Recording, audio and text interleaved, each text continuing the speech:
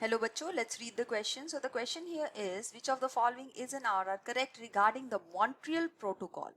तो यहाँ पे चार ऑप्शंस दी गई हैं, हमें इसको फाइंड आउट करना है. तो यहाँ पे इस क्वेश्चन का जो हमारा की कॉन्सेप्ट है वो है ओजोन डिप्लीशन.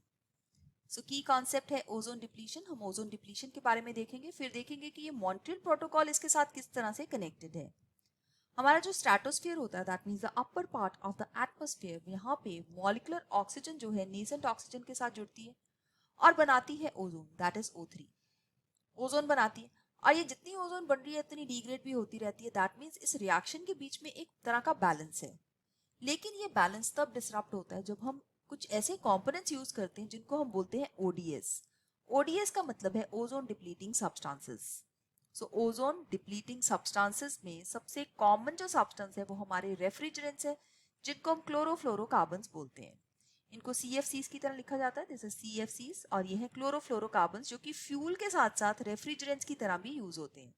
सो ये जो क्लोरोफ्लोरोकार्बन्स ये रिलीज करते हैं क्लोराइड आयंस.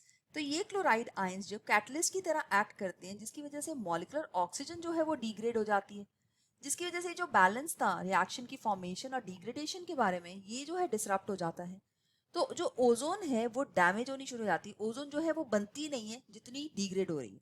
सो ओजोन डिग्रेडेशन की वजह से यहाँ पे हो जाता है ओजोन होल. सो जहां पर भी ये ओजोन डिप्लीटिंग सब्सटेंसेस होंगे वहां पे ओजोन है जो वो डिप्लीट होने की वजह से ओजोन होल हो जाएगा. और ओजोन हमें पता है कि एक तरह की एक्ट करती है शील्ड की तरह फॉर द UVA, मतलब अल्ट्रावायलेट रेडिएशंस के लिए ये शील्ड है. तो ये जो UVA और UVB रेडिएशंस है, दैट मींस अल्ट्रावायलेट रेज है, ये सन की अर्थ के ऊपर आके हार्म कॉज करेंगी टू द ऑर्गेनिजम्स. सो ये बहुत जरूरी है कि ओजोन है जो वो होनी चाहिए और वो एक तरह की प्रोटेक्टिव शील्ड है ताकि हार्म ना हो सके ऑर्गेनिजम्स को. अदरवाइज ये UVA और UVB रेडिएशंस जो हैं ये करती हैं म्यूटेशंस और डिफरेंट टाइप के cancers including the skin cancer and the problems associated with the eye ये कॉज करेंगी. तो अल्ट्रावायलेट रेज को यहाँ पे ब्लॉक करने के लिए हमारे पास यूवी को ब्लॉक करने के लिए हमारे पास है ओजोन होल. तो यहाँ पे हम देखते हैं मॉन्ट्रियल प्रोटोकॉल के बारे में. मॉन्ट्रियल प्रोटोकॉल जो था वो साइन किया गया था, एक जगह है कनाडा के अंदर जिसका नाम है मॉन्ट्रियल.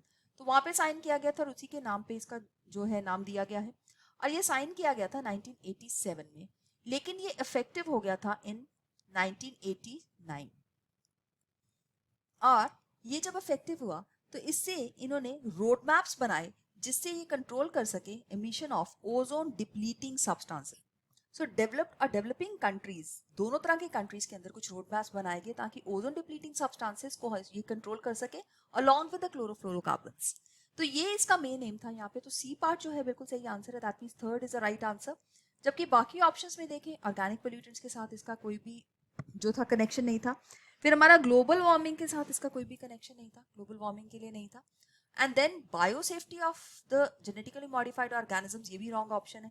तो हमारे इस क्वेश्चन के लिए जो सही चॉइस बन जाती है वो बी ऑप्शन बन जाती है. So let's mark option B as the correct answer for this question.